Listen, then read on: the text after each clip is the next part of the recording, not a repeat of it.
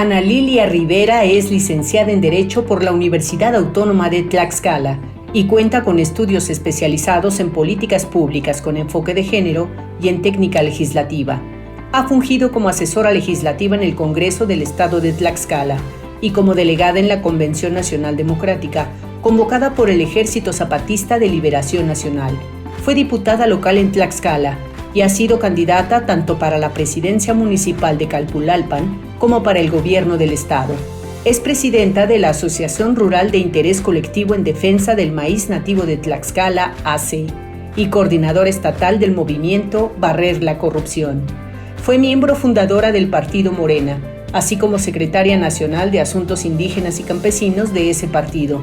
Hoy es senadora por Tlaxcala, donde funge como presidenta de la Comisión de Estudios Legislativos y como secretaria de la Comisión de Hacienda y Crédito Público. Pues aquí estamos de manteles largos con la senadora Ana Lilia Rivera. Bienvenida.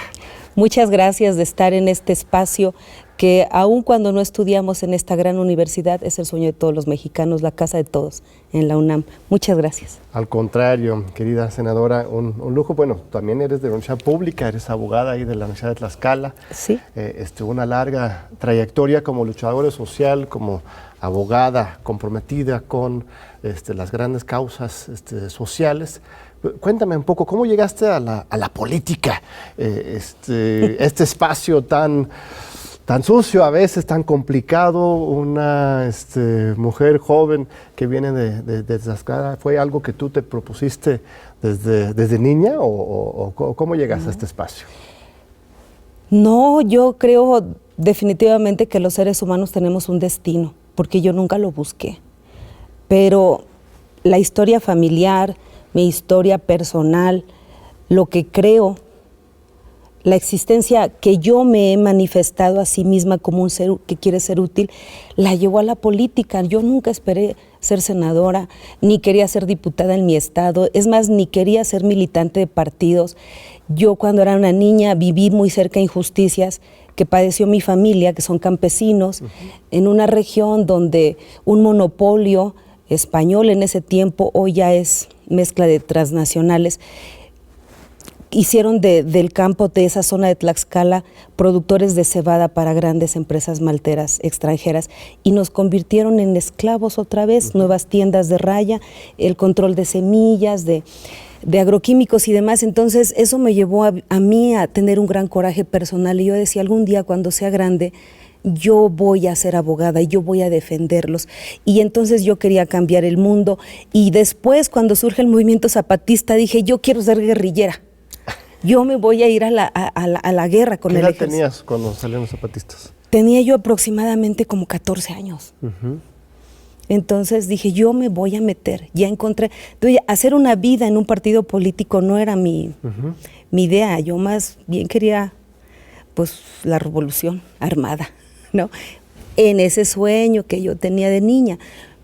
El tiempo va cambiando y la vida me dio otras oportunidades y hoy soy parte de una transformación pacífica que comparto más. Pero ha de sido muy fuerte entonces para ti, a los 14 años, una niña, pero ya con una gran conciencia, el levantamiento zapatista. Yo también, bueno, yo nací en los Estados Unidos, también de joven, me trajo a México el zapatismo. Ya había estado aquí, pero fue ahí donde nos conocimos, Irma Sandoval y yo, y en que hicimos la proyección política y la concientización política. Fue una época pues muy fuerte, esos años de luchar por la transición, por luchar por la justicia. Es la verdadera semilla de lo que es la cuarta transformación hoy. Yo quisiera pensar que todos los senadores de Morena tuvieran ese perfil, que vengan de esa lucha, pero de repente me asomo ahí, bueno, tenemos que mencionar nombres ni apellidos, pero no es la norma. O sea, ¿te sientes en casa en la 4T, en Morena? ¿Cómo está esa lucha entre los históricos y los oportunistas? Bueno, cuando yo era una niña crecí en una familia humilde, no en una pobreza extrema, pero sí humilde, pero que tenía una gran riqueza. La fortaleza de los principios y valores familiares de una comunidad rural. Mi papá, un campesino muy fino, muy educado, me llevó a conocer muy pronto las letras, porque yo era una niña muy inquieta y seguido me tenían que llevar al hospital descalabrada, quemada, raspada. Entonces decían, si no ponen algo a hacer, esa niña se va a matar un día, porque me subía a los árboles y desde ahí me caía, hacía cosas. Entonces mi papá un día llegó de la Ciudad de México y me regaló El Principito. Y se dio cuenta que teniéndome con la lectura todo el tiempo me entretenía. Y eso me empezó a mí a llevar a entender primero mi sensibilidad como ser humano, luego a ser empática con todo lo que acontecía alrededor, los problemas familiares, los problemas de la comunidad, después los problemas de educación, los problemas de salud. Y entonces me empezó a ser una persona muy consciente a muy temprana edad. Acompañaba a mi papá, que era comisario ejidal, a las asambleas del ejido, y allí yo escuchaba las injusticias que padecían de las instituciones, del gobierno. Me toca con ellos enfrentar manifestaciones y luchas donde algunos de nuestros compañeros mueren. Y eso es lo que me genera a mí una insatisfacción del régimen, que no es una persona, es un sistema político de control abusivo, avasallador en este país, que teníamos que de alguna manera cambiar. Yo ya tenía esa semilla. ¿Cómo vamos a cambiar esto? ¿Quién lo va a cambiar? ¿Cuándo vamos a ser escuchados con justicia, con atención? Y entonces empiezo a darme cuenta que había otros como yo, en mi misma comunidad, después en el estado, en el municipio, y entonces tengo la claridad que yo voy a ser abogada. Entro a estudiar mi carrera, en el camino surge el movimiento zapatista, pero también en el camino, cuando soy una niña, Cuauhtémoc Cárdenas gana las elecciones y vivo el fraude del 88. Claro. En camiones de redila salían los campesinos de mi pueblo al Zócalo y yo era la única niña que iba agarrada de los camiones con ellos para llegar. Y el grito, el furor, el ver el suelo cuando yo iba caminando, por eso en las marchas yo siempre veo el suelo, porque cuando veo el piso, veo los zapatos de quienes van. Y yo veía a gente con guaraches, con sandalias, y yo levantaba la vista y ya encontraba a los que eran como yo. Entonces, esa cosa yo me la traje en mi cabeza. Después viene el movimiento zapatista y decido que tengo que participar, y entonces digo, voy a ser parte del movimiento, voy a organizar a mis vecinos, hay que ir a las consultas, tenemos que reconocer los derechos de los pueblos originarios, y esos momentos pasan. Ya no hay tiempo de narrar la historia de cómo termina este movimiento, que aún no termina porque todavía sigue latente la reivindicación de nuestros pueblos originarios y es lograr su plena autonomía. Pero maduro, termino mi carrera y entonces decido que ha llegado el momento de tener una acción política, porque sola, aislada, no voy a poder hacerlo. Y entonces ahí es donde conozco al licenciado Andrés Manuel López Obrador. Ya tenía yo referencias de él por el éxodo que hizo hacia la Ciudad de México, el éxodo por la democracia en Tabasco. Él pasa por mi estado, muchos lo recibimos en su camino, porque yo vivo muy cerquita de la Ciudad de México. Ya mi comunidad es un pueblito que se llama Cuaula, es rural, está cerquita de Texcoco, y es camino obligado para llegar a la Ciudad de México. Entonces nosotros nos sumamos al reclamo que hacía con justicia el licenciado Andrés Manuel. Yo fui con mi papá a esa búsqueda que hicieron de él, de llevarle en Contla cobijas, zapatos, porque venía mucha gente con él que no traía zapatos, una cosa. Allá conocí a doña Ifigenia Martínez, a Porfirio Muñoz Ledo. Yo era una jovencita, y sí ya no recuerdo la edad, pero yo recordaba a Andrés Manuel. Después ya fue dirigente del PRD y ya era jefe de la Ciudad de México. Cuando viene en el 2006 el proceso, en el 2005 el proceso de desafuero para quitarle la posibilidad de ser candidato. Ya era yo una joven, yo ya había terminado estaba yo por terminar mi carrera y decido que me voy a meter de lleno a ese movimiento en contra del desafuero del licenciado Andrés Manuel. Y empiezo a organizar jóvenes, hago reuniones, saco copias, pegamos panfletos, agarramos camionetas, nos parábamos en los mercados, en las escuelas donde nos pudieran escuchar. Y eso me lleva a encontrarme con el partido. Digo, bueno, ya no puedo seguir haciendo política sin partido, necesito organización, principios, etcétera, y me afilio al PRD. En el 2006 me toca la oportunidad de coordinar la campaña del licenciado Andrés Manuel en 11 municipios de mi estado y vivo el fraude del 2006. Y entonces venimos a la Ciudad de México a protestar y creamos la Convención Nacional Democrática. Y después de la Convención Nacional Democrática, el gobierno legítimo, pasando por los días que estuvimos, pues manifestándonos en nuestros estados, pero también cuando tomamos pues el Zócalo y parte de la Ciudad de México que tanto enojo le causó a los fifís. Y entonces yo ya estaba metida en un proceso de un movimiento que se estaba no construyendo, porque el movimiento de transformación en México siempre ha estado ahí pendiente. Entonces empieza a cobrar sentido mi militancia, el por qué lucho, por qué tenemos que buscar la transformación de México, la democratización, el poder profundo desde abajo con la gente, porque de otra manera no íbamos más que a reproducir el régimen. Por eso coincidí con Morena. Cuando el licenciado Andrés Manuel se enfrenta con el Pacto por México ya en un proceso de degradación total del sistema político, donde izquierda y derecha son lo mismo, donde lo que importa son los intereses económicos, donde ya no hay diferencia entre uno y otro, pues el licenciado Andrés Manuel, después de la elección del 2012, pues decide que es el momento de dejar el régimen de partidos corruptos y construir una alternativa que le permita a la sociedad expresar su descontento con el proceso neoliberal y de corrupción de partidos. Y entonces yo creo en eso y digo, vámonos para allá. Me parece maravilloso este relato histórico. Aquí estuvo hace un par de semanas el gobernador electo de Michoacán, Alfredo Ramírez Bedoya, que tiene una historia similar desde jovencito. Me decía que conoció a Andrés Manuel llevándolo de chofer a algunos de sus mítines en los 90s. Él repartía los volantes, hacía campaña de base y ahora ya llegó a ser gobernador de Michoacán. Pues yo lo conocí en la lucha, Alfredo. Ajá, exacto. Ahí nos conocimos en el Zócalo cuando estaba el campamento de resistencia. Y estos perfiles me parecen muy emocionantes. Para eso fue tanta lucha, para gente como ustedes llegaran a estas posiciones de tanta importancia.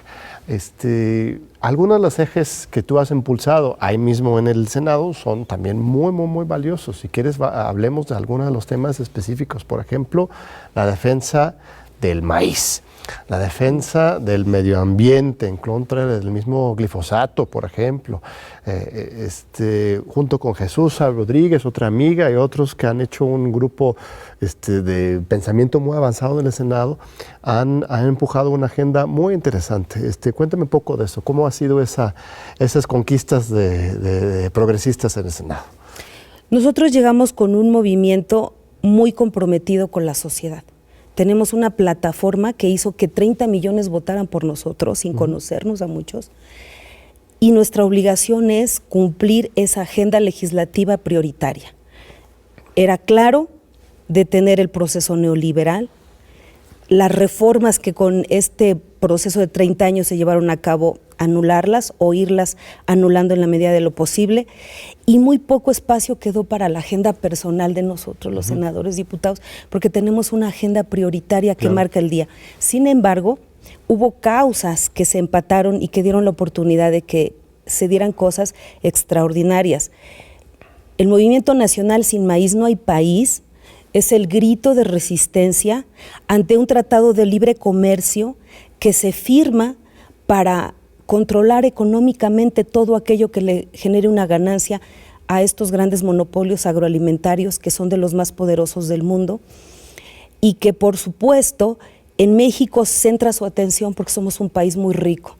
Somos ricos en recursos, somos ricos en recursos biológicos, en recursos naturales, agua, biodiversidad, pero también somos un país que tiene gente que se dedicaba a trabajar el campo por amor. No es lo mismo un productor que un campesino. El productor mira la tierra como un bien del cual puede sacar la máxima ganancia explotándolo a costa de su propia muerte. El campesino a la tierra la ve como su madre, a las semillas las ve como su familia. Yo crecí en un entorno familiar donde en el mismo espacio donde estaba la camita de mis abuelos, a un lado estaba el costal del maíz de la semilla para el siguiente año. En el cencal era para comer, pero el que estaba adentro, que dormía a un lado de él, era la semilla del siguiente año. Entonces, para nosotros las semillas son parte de nuestra sangre, de nuestros huesos, de nuestra idiosincrasia. La organización Sin Maíz No Hay País levanta la voz cuando dice: no pueden convertir todo en negocio. La comida no es un negocio, la tierra no es un negocio, los recursos son finitos. Entonces, me sumo a ese movimiento, al movimiento Sin Maíz No Hay País. Cuando ganamos con el licenciado Andrés Manuel, el movimiento traía una agenda, y la agenda era, ante la inevitable ratificación de un nuevo tratado de libre comercio, claro, que es brutalmente dañino para el campo mexicano, nuevamente nos tocó perder con ese tratado de libre comercio que hemos ratificado, por eso lo voté en contra. Por eso en su momento en el Senado, en las discusiones internas, levanté mi voz y dije, ¿por qué no? Era tratar a como diera lugar de sacar, antes de que entrara en vigor el Tratado de Libre Comercio, de este gran negocio que las grandes empresas se frotan las manos de llevarse el control de la semilla de maíz. ¿Por qué? Porque muy pocos mexicanos saben que el maíz, junto con el petróleo y el oro, son los indicadores de la bolsa de valores todos los días. El maíz es el grano más sembrado en el planeta. El maíz es una planta nativa de Mesoamérica. México es un país de origen del maíz, y del maíz todavía no se ha podido, porque algo lo impide, son los intereses económicos, sacar todo el potencial económico que tiene para el mundo. Nosotros tenemos en este país nuestro aproximadamente 12 razas, científicamente hasta ahorita, hay quienes dicen que más, pero de variedades. Tenemos infinidad de variedades, son miles de variedades. Los colores significan una potencia económica muy grande: el morado, el azul, el amarillo, el que es para consumo humano, el que es para consumo de animales. O sea, el maíz es una riqueza extraordinaria que no quieren darle al pueblo de México. Te voy a interrumpir un segundito, senadora. Vamos a un breve corte y vamos a regresar para continuar con este fascinante diálogo con Ana Lilia Rivera. No se vayan, aquí te esperamos. Aquí seguimos con Ana Lilia Rivera. Muchas gracias, Ana Lilia. Justo antes del corte estábamos hablando sobre la importancia de este alimento, este producto natural, milenario, mexicano del maíz. Cuéntanos más de este producto tan valioso. Pues del maíz me han hablado mucho los grandes estudiosos del maíz en México. Primero el campesino y luego los ingenieros de la Universidad de Chapingo. Aprendí mucho con el doctor Turrén, el doctor Espinosa, el doctor Cato y otros muchos.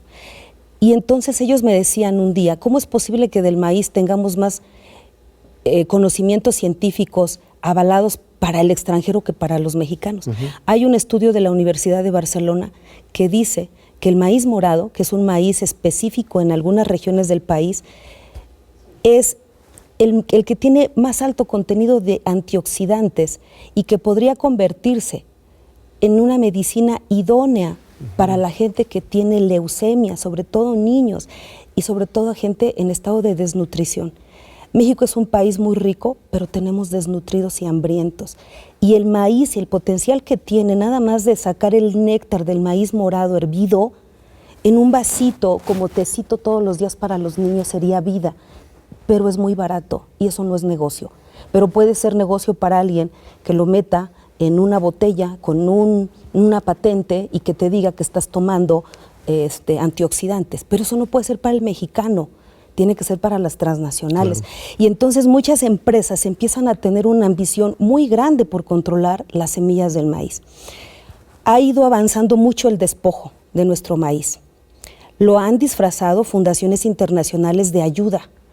Y yo quiero decirles que hay instituciones en México que tienen el control de todas las razas y variedades de nuestro maíz en resguardo del CIMI, por ejemplo, que son recursos que no son para el pueblo de México, que en el momento que ellos quieran, lo sacan, lo mezclan, lo convierten en una semilla híbrida, le ponen derecho de obtentor, porque a eso no se le llama patente, y lo convierten en una semilla mejorada con nuestras propias razas, solamente porque hubo la intermediación de una mezcla de un laboratorio particular y una marca que les genera muchísimas ganancias.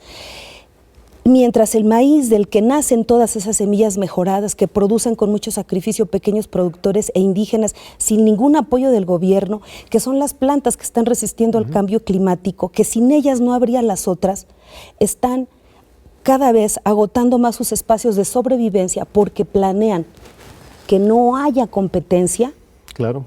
Para poder ellos controlar ese mercado tan grande de este grano del que todavía las empresas farmacéuticas, energéticas, están tratando de controlar para quedarse con grandes ganancias. Pero entonces, ¿votaste en contra del TEMEC? Sí.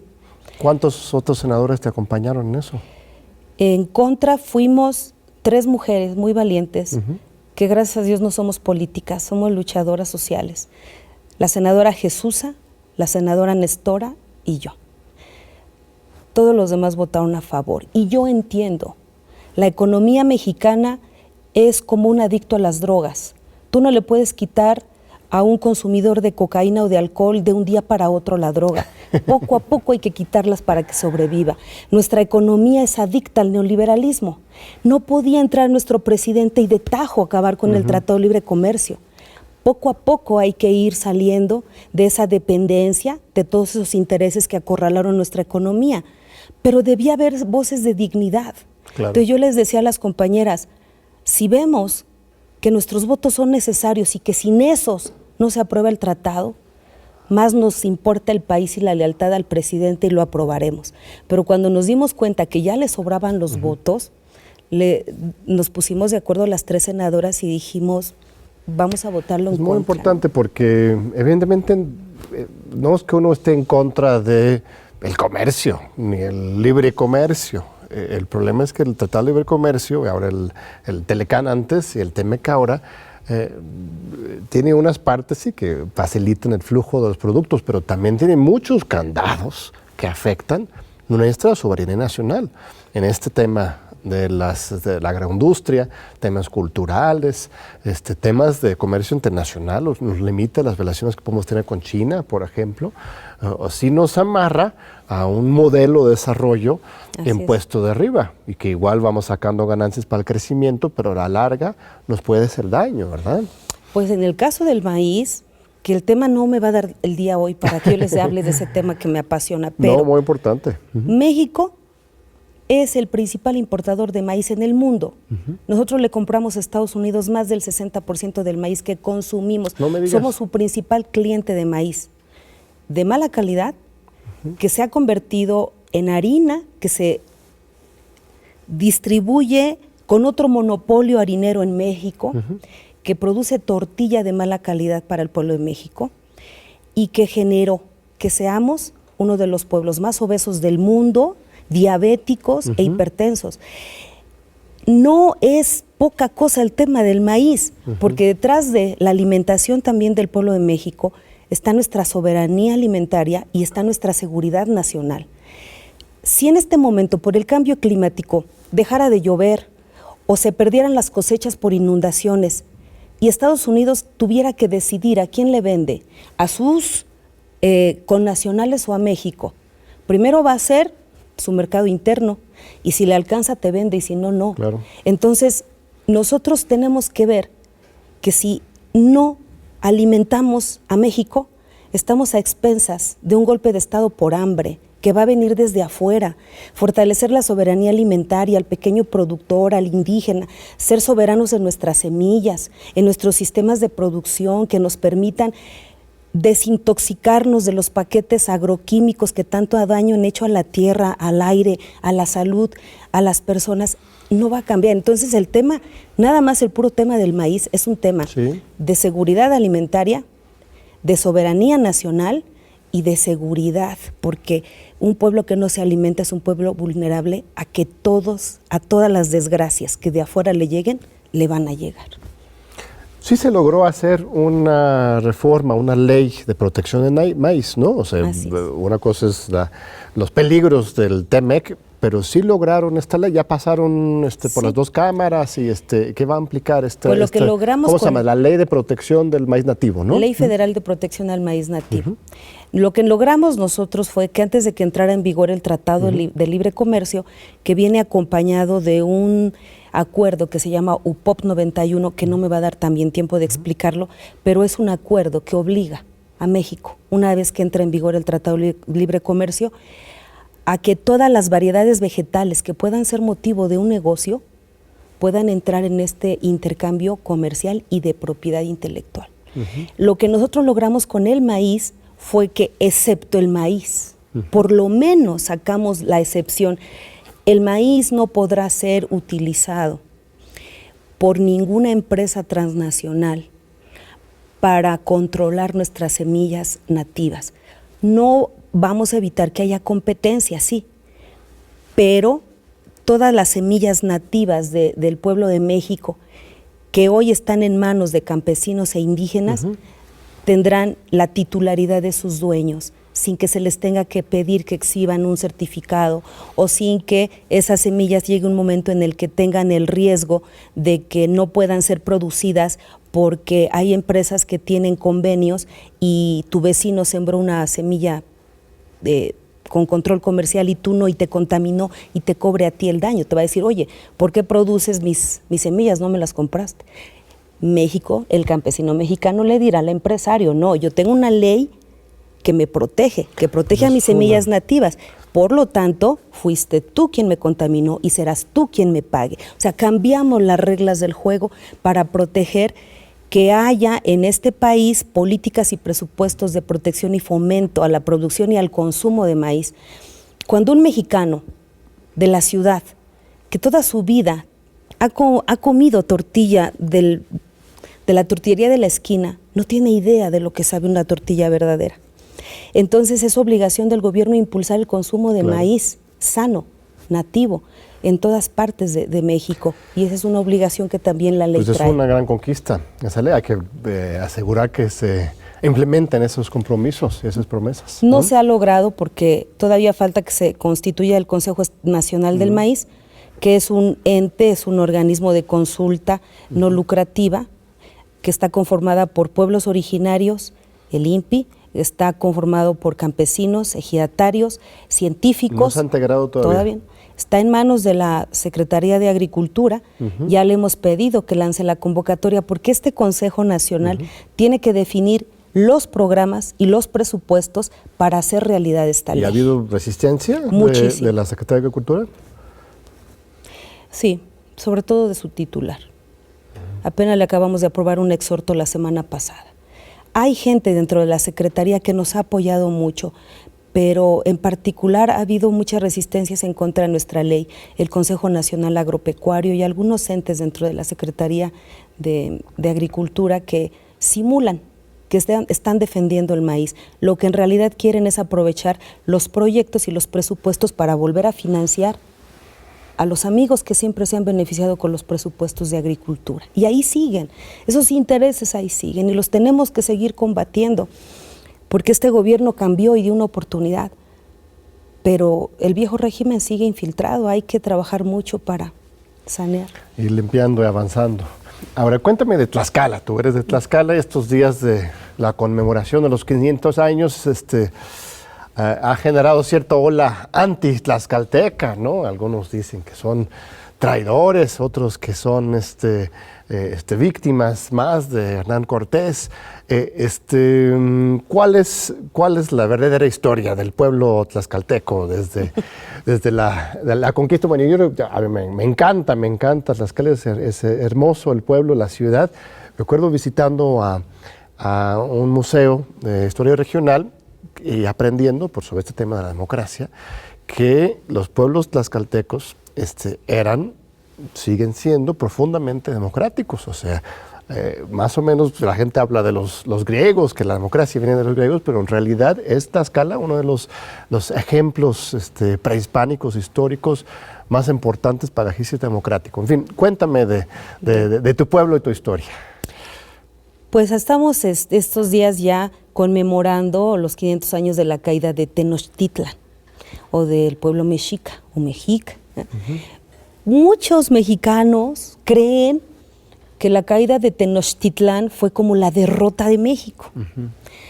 Entonces no es así.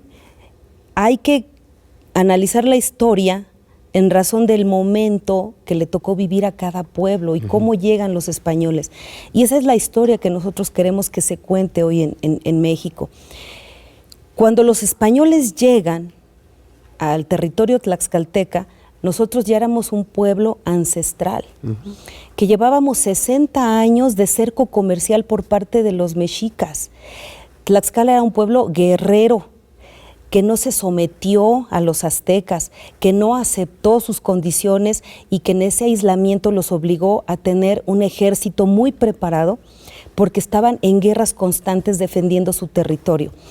Cuando los españoles llegan, por supuesto que no los esperan como aliados. Incluso la historia cuenta de 3 batallas muy grandes donde murieron españoles, donde mataron caballos. Los españoles cuando llegan y pelean con nosotros, a nosotros nos queda claro que no eran dioses, porque sangraban, porque se morían. Le vuelan la cabeza al caballo para ver qué era y se dan cuenta que era una bestia, que no eran el mismo ser, el caballo y el hombre. Y entonces, en esta democracia que ya vivía Tlaxcala, que estaba dividido en señoríos, donde los viejos hacían un consejo, que era la República Antigua de Tlaxcala, en esta debatían los asuntos que concernían a la defensa de su territorio, de su seguridad. Y había 4 grandes jefes. Estos grandes jefes que pertenecían a 4 señoríos, Tizatlán, Ocotelulco, Cuyahuistlán, Tlaxcala, ellos deciden que hay un enemigo más grande que los españoles, que el momento de hacer una alianza para derrocar a su enemigo histórico ha llegado y que más que seguir guerreando con ellos, hay que pactar una alianza estratégica para defenderse de su opresor y liberarse de él. Esa fue la realidad del contexto de nuestro pueblo en la alianza, no la traición. No había traición porque no había un concepto de nacionalidad. Eran regiones gobernadas con sus costumbres, con sus gobiernos, y ellos no tenían el concepto de que ni siquiera que éramos de América. Para nosotros la llegada de los europeos también fue sorpresiva, no sabíamos que había otros humanos en el mundo, ¿no? Entonces esta alianza que en su momento consideran los señores de Tlaxcala que era estratégica, tampoco era unánime, había resistencias. Xicoténcatl padre, Xicoténcatl hijo, que finalmente cuando se da cuenta que los españoles eran hombres ambiciosos, crueles, que no tenían honor, porque nosotros peleábamos con honor, pactábamos tantas lunas de guerra, y nos íbamos a nuestros pueblos, no peleábamos siempre. Por eso hay historias que cuentan que a los españoles se les aconsejó ataca de noche, porque dentro de nuestras reglas de guerra, de noche no se peleaba, ¿no? Entonces, ellos, Xicoténcatl se da cuenta que ellos eran hombres sin honor, y que eran hombres ambiciosos, y que eran malvados. Y entonces deciden, antes de atacar a la gran Tenochtitlan, llegando, sumarse un bloque del ejército tlaxcalteca a los mexicas y pelear en contra de los españoles, pero traicionan a Xicoténcatl hijo, y los españoles se enteran del plan que tienen y lo matan, y luego le dicen a su padre que ha sido muerto por los enemigos, cuando fueron los propios españoles quienes lo mataron, porque incluso dentro del Consejo Tlaxcalteca no había unanimidad de lo que estaban haciendo. Entonces no había una conciencia de los efectos que iba a tener esa alianza. Finalmente, la historia que se construye en el siglo XIX hasta esta época, hablemos de que ya en los últimos años hay historiadores que a la luz de nuevos descubrimientos o mejores estudios de antropología, el lienzo de Tlaxcala y otros más, fueron quitando esa narrativa de que los tlaxcaltecas somos traidores. Pero parece mentira que en este siglo todavía haya muchos mexicanos que cuando les dices que eres de Tlaxcala, lo primero que te referencian del pueblo de los traidores. Y conforme se fue acercando la llegada de este 13 de agosto, empieza a haber un sentimiento de que los tlaxcaltecas ayudamos a que el país fuera derrotado, y no es así. El país no era el que después construimos y del que hoy somos parte, ¿no? Muy importante lo que relatas, Ana Lilia. Te voy a interrumpir una vez más porque vamos a un breve corte, pero vamos a regresar para este fascinante diálogo con la senadora Ana Lilia Rivera. No se vaya. Aquí seguimos con Ana Lilia Rivera. Muchas gracias por seguir con nosotros. Estamos hablando sobre Tlaxcala. Es fascinante lo que cuentas porque fueron doblemente víctimas los tlaxcaltecos, ¿no? Por un lado de los aztecas y después por los españoles. Y reivindicar esa historia propia de un pueblo es muy, muy, muy importante. Ahora hay otra figura en que has también trabajado para reivindicar y pues evitar estas telarañas de la energía histórica, que es pues Marina, la famosa Malinche. Has incluso pedido, hasta aprobaron un exhorto en el Senado, varios de ustedes, para que se erigiera un monumento a la Malinche. Cuéntame de ese otro trabajo histórico. Sí, claro. Yo me gustaría que muchos que hoy nos puedan ver, algún día puedan ir a Tlaxcala para recorrer la gran obra del último muralista de este país, que fue Desiderio Hernández Xochitiotzin. Toda la obra está en Palacio de Gobierno, es maravillosa. Tlaxcala tiene una cultura riquísima. Nosotros conquistamos o colonizamos, mejor dicho, conquistar, ¿no?, hasta Texas. En el norte y hasta el sur llegamos hasta Filipinas. O sea, Tlaxcala ha enriquecido la cultura de este México, que hoy sí consideramos nuestra nación. Pero dentro de los grandes mitos que hay, pues está el de Marina, Malinci, porque la Malintzin es nuestra... Malintzin, porque Malinci es la montaña, o Malinche, como le dicen, porque se ha creado en torno a ella una narrativa tan injusta que me recuerda mucho mi primer enfrentamiento que tuve con mi mamá cuando me habló de Dios. Y me dijo que Eva había hecho pecar al hombre porque lo hizo comer la manzana, que era el fruto prohibido. Y desde entonces el pecado es la mujer. Y cuando leo la historia de la conquista y me doy cuenta que la historia que escribieron los colonialistas, racistas, discriminatorios y misóginos, decidieron que si alguien tenía la culpa de la conquista y de todas las muertes y de las traiciones, pues era una mujer. Y entonces le cargan esa gran responsabilidad histórica a una mujer de la que se habla tanto y muy poco se sabe en realidad. No sabemos dónde nació exactamente, cuándo murió, dónde murió, ni siquiera sabemos cuál era su verdadero nombre. Lo único que sabemos de ella es que no era dueña de su vida. Ella fue entregada como esclava.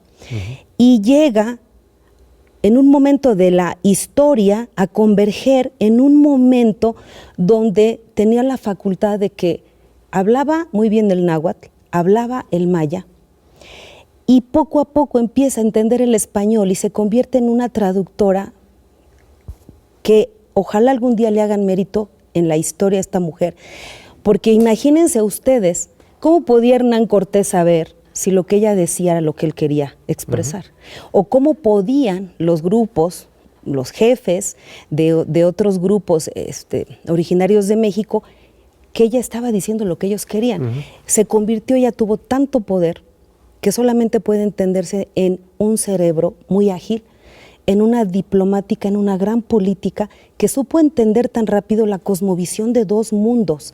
De repente escuchar a los españoles hablar de papas, cuando aquí era Huitzilopochtli, o empezar a ver estrategias militares que no convergían con nuestra cultura. ¿Cómo pudo ella comunicar a estos dos mundos? Que muchos dicen que gracias a su intervención es que muchas de nuestras culturas se mantuvieron y costó muchas menos muertes, por lo menos violentas, ¿no? Sabemos que lo que en realidad facilitó la conquista pues fueron las enfermedades que trajeron los españoles para los que no estábamos preparados, pero ella fue una mujer víctima de sus circunstancias, una mujer brillante a la que por supuesto no le quedaba más que sobrevivir. Entonces lo que queremos es la reivindicación de ese discurso misógino que incluso se ha llevado al diccionario de la Real Academia de la Lengua Española, que dice malinchismo es igual a despreciar lo propio y aceptar con facilidad lo ajeno, ¿no? Entonces, nosotros no queremos que la conviertan en una santidad. Solamente queremos que se reconozca en la Malinche la aportación que las mujeres indígenas hicieron a este proceso de colonización y de mestizaje en el que hoy se construye México, porque ya lo dice Federico Navarrete en uno de sus extraordinarios estudios del lienzo de Tlaxcala. Los conquistadores no hubieran podido lograr la hazaña militar si las mujeres indígenas de este país no los hubieran alimentado, no los hubieran curado y no les hubieran servido de refugio emocional y sexual en esta travesía. Entonces, lo que nosotros estamos pidiendo es la reivindicación histórica de lo que ella representó, pero también en un monumento que más que nada sea para reconocer en este proceso de mestizaje la aportación de las mujeres indígenas en la construcción del México actual. Pues qué importante lo que propones y las causas que estás defendiendo. Fuiste precandidata a la gobernatura de Tlaxcala, muy recientemente, el año pasado. ¿Cómo fue esa experiencia? ¿Qué aprendiste? ¿Lo volverás a hacer en la próxima? Cuéntame esa experiencia, porque a muchos nos dio mucha ilusión justamente que alguien con tu perfil, con tus ideas y tu trayectoria se lanzara para un cargo tan importante. Yo entiendo que el Movimiento de Regeneración Nacional es más que un partido. El partido es un instrumento de interés público, así lo dice la ley, necesario para lograr el registro de hombres y mujeres que aspiran al poder, identificados con principios, con valores que están dentro del estatuto de un partido. Construimos a Morena como un instrumento de la gente, del pueblo de México, para acabar con el régimen de corrupción que impera en el sistema de partidos políticos nacional. Nuestra obligación es no reproducir los viejos vicios de la política de la que nosotros, en nuestros principios y estatutos, hablamos. Por congruencia, yo estaba obligada, así representar a una sola voluntad en mi estado, a participar y pelear. Me queda claro que nuestro movimiento es más grande que el partido tiene un trabajo muy grande de aquí al futuro. El reto más grande que tiene Morena es la democratización interna del partido. Sin democracia adentro, no puede haber democracia afuera. Y nosotros nos comprometimos como movimiento y como partido a que profundizaríamos la democracia en México. Es un contrasentido tomar la democracia como una de nuestras luchas y llevar a cabo procesos antidemocráticos, obscuros, de negociación, de acuerdo, incluso en algunos lugares vulgarmente de venta de candidaturas. A ver, pero son reflexiones importantes. ¿Qué pasó exactamente en Tlaxcala? O sea, no que hubo una encuesta, se consultó a la gente. Ese es el discurso, por lo menos, que fue un proceso de tomar en cuenta a la ciudadanía y que no fue popular, sino desde las bases. ¿Qué información tienes que te hace pensar que no fue así? Yo por eso digo que tenemos una gran tarea. Democratizar al partido es democratizar sus sistemas de selección interna. Sí se llevaron a cabo encuestas, por lo menos a mí me llamaron la Comisión Nacional de Encuestas y me enseñó una encuesta. Una encuesta que decía, les voy a decir las preguntas. Pregunta número 1, la persona más conocida. Pregunta número 2, la que más conoce territorio. Pregunta número 3, la más cercana a la gente. Pregunta número 4, ¿qué opinas de su calidad? ¿Qué opinión tienes? Ni siquiera habla de calidad moral. ¿Qué opinión tienes, buena o mala? Y la última, ahorita a ver si se me viene, es que fueron 5. Y le dieron un valor a cada respuesta. El sí, el no, y ya después sumaban y decían, pues tuvo más ¿no? Pero resulta que el método de encuesta es lo que estaba mal, porque si tú pones en una mesa política el resultado de una encuesta donde los ganadores de la encuesta son los hombres y las mujeres del viejo régimen, que ya fueron diputados del PRI, diputados del PAN, presidentes del PRI, caciques del PRI, de familias que han gobernado 50 años, 60 años, 70 años, personas que además traen compromisos políticos con las mismas personas que han dañado al sistema político mexicano, incluso a los partidos de los cuales van huyendo. No se les preguntó a los ciudadanos sobre los 3 grandes principios que mueven a Morena: no mentir, no robar y no traicionar.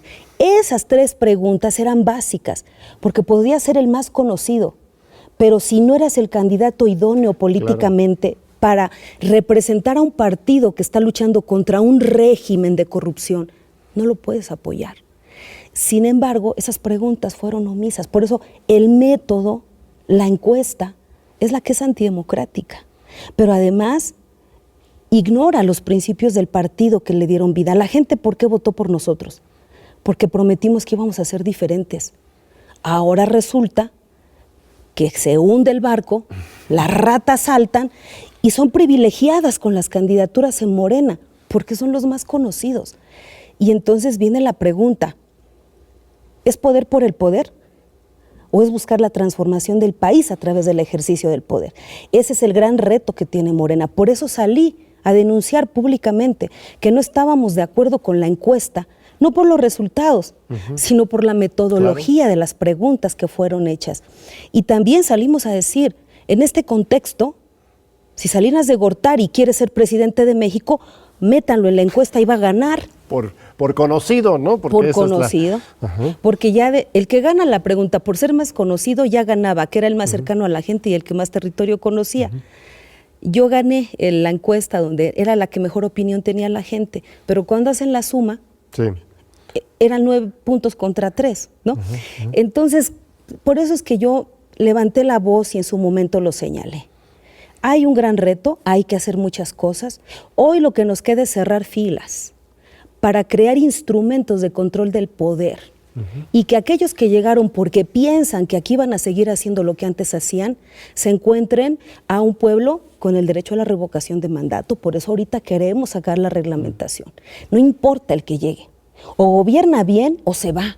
Y entonces ese es el trabajo que tenemos que hacer: profundizar la democracia en el partido, profundizar la democracia en nuestras instituciones, y la coyuntura que hoy nos lleva a tener a muchos representantes del viejo régimen en Morena, en algún momento por naturaleza se tendrán que ir o tendrán que reivindicarse y cambiar. Pues es un gran reto, sí, porque tampoco queremos un asunto sectario, ¿no? Que solamente los originarios, los fundadores, los puros, ¿no? Nadie busca eso, pero sí que haya un respeto para un proyecto político coherente, honesto, que busque transformar el país, ¿no? Eso es un gran reto. Yo creo que, y va mucho más allá que Morena, nada más. Claro. O sea, es el pueblo mismo el que salió a votar en 2018 y que sigue respaldando a este gobierno, exigiendo estos caminos de transformación. Y de democracia, de poder popular. No todo lo que está en Morena es puro ni bueno. Que yo conozco unos que, Dios mío, ni tampoco lo que está del otro lado. Yo he conocido gente del PRI de primera, del PAN de primera, gente sin partido de primera. Aquí es cómo el partido va a consolidar la selección de candidatos idóneos. Miren, el descalabro que sufrimos en Nuevo León, y por no decir otras, es relevante. Todo en la Ciudad de México. Un senador que cada que tomaba la tribuna era para atacar a nuestro gobierno, para burlarse de nuestras decisiones. Alguna vez hasta nos llamó pues ignorantes, ¿no? Y ya era el candidato a presidente municipal porque no se le habían dado en el PAN. O sea, esas decisiones... ¿En dónde? ¿En qué ciudad? En Nuevo León. Nuevo León, sí, claro. O sea, y después, cuando se da cuenta que ya no íbamos a ganar, que se arrepiente y dice, no, mejor me regreso donde está. Esas cosas es las que el partido debe poner. Vamos a seguir haciendo el ridículo así. Si no vas a calificar la idoneidad, aquí hay que aguantar hasta el final y pierdas o ganes. Lo que hay que es avanzar en la construcción de una sociedad más crítica, más participativa, más informada, y algún día llegará. Pero esos tropiezos que evidenciaron la manera tan deshonesta como se otorgaron en algunos lugares las candidaturas, o nos hace reflexionar o nos va a llevar en poco tiempo a perder la gran oportunidad de con Morena lograr la transformación. En cuanto nos empecemos a parecer más a los otros, me da mucha pena, pero hace unos días discutimos el tema de la posibilidad de los juicios, que los verá. El desafueros, claro, tú como presidente de la comisión responsable por convocar a la permanente, diste una batalla muy fuerte, lo lograste, la votación finalmente con respecto al desafuero de Mauricio Toledo y Saúl Huerta, pero no fue fácil. No, quiero decirles que en la discusión decían la oposición, a favor de... para que se castigue al diputado violador de Morena, diputado violador de Morena, diputado violador de Morena. Entonces llega un momento en que una diputada se molesta y dice, oye, quiero decirte que este diputado violador de Morena militó 20 años en el PRI. Y le dice, valiente consuelo es que ahora ustedes se han llevado lo mejor del PRI. O sea, esas burlas hirientes en debates de tan alto nivel como tiene que ser el desafuero, nos lleva, quiéramos o no, a las decisiones que ha tomado el partido. Tenemos una gran responsabilidad con el país, con nuestro presidente, con el futuro de México. Y si estamos luchando porque el desafuero sea real, porque la revocación de mandato sea posible, porque las consultas populares sean cotidianas, si estamos avanzando en la democracia, el partido es el más obligado a democratizar su vida interna. Están obligados, no hay pretextos. Y se lo dije a Mario Delgado en una reunión que tuvo con nosotros los senadores. Usted puede venir aquí y mostrarnos el éxito de su estrategia, pero aquí no nos vamos a engañar. Se gana el poder, pero no gana el movimiento de transformación. Eso esperemos que quienes hoy tienen la oportunidad de ser gobernadores, diputados y presidentes municipales lo prueben. Porque de lo contrario, no acompañar a todos estos liderazgos que llegaron por cualquier cosa, menos por un compromiso con el proyecto de transformación, va a ser un descalabro, donde habrá lugares donde digamos, más nos valía haber perdido. Porque un pueblo que pierde la esperanza, entonces sí, nos costará un siglo volver a hacer que crean en que podemos cambiar las cosas. Pues muchísimas gracias por estas palabras tan fuertes que llaman a la reflexión. Y un lujo haber dialogado contigo, conversado contigo sobre estos temas. Regresa pronto, por favor. Gracias. Y todo nuestro apoyo a tu gran lucha en el Senado, en Tlaxcala, en el partido. Y muchas gracias a usted por acompañarnos en este gran programa Diálogos por la Democracia en TV UNAM. Nos vemos de nuevo en 8 días para otra gran discusión. Gracias. Un placer. Al contrario.